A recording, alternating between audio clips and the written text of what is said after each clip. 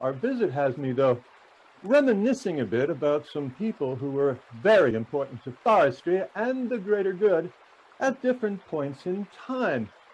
If I may reminisce a bit, first person that comes to mind to speak about is Mr. John Muir, none other than Mr. Muir. Perhaps my most memorable time with John occurred during my trip out west as part of the Forest Commission, and that survey was in 1896.